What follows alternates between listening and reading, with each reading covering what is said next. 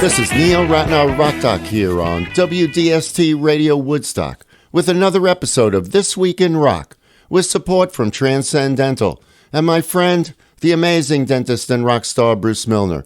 Visit Transcendental, his stunning new office at 2 Maverick Road on the corner of Maverick Road and Route 375. Musician, singer, and songwriter Carly Simon turned 83 years old this past week.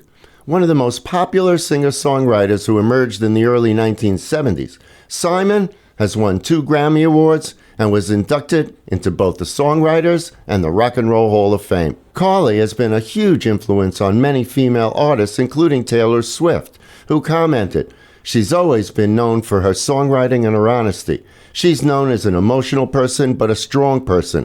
I really, really look up to that. I admire her. I think she's always been beautiful and natural and seems to do it all effortlessly. There's nothing more attractive than someone who seems to live effortlessly." And Sara Bareilles, while inducting Simon into the Rock and Roll Hall of Fame, stated, "Like so many singer-songwriters who have come after her, I too have felt the powerful impact of Carly Simon and been made better for it." Simon's song You're So Vain was inducted into the Grammy Hall of Fame in 2004, and as Carly relates to Dan Rather, the song developed in bits and pieces. And I used to be able to write songs when I was sitting in Grand Central Station waiting for the train, but I couldn't write it when I was at home at my desk, supposedly going to write.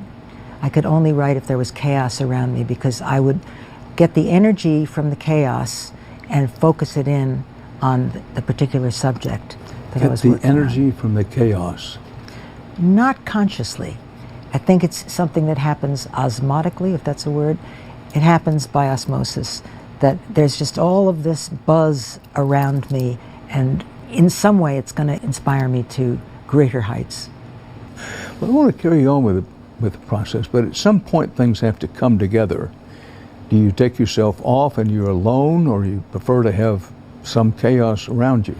Well, say I have a notebook, as I did in the case in 1973 or 73 or 72 maybe. I had a notebook with just one thing at the very end of the notebook, and I don't know why it went at the end, but it said, "You're so vain, you probably think this song is about you." So, and I just had that for a long time. I even forgot that I had it.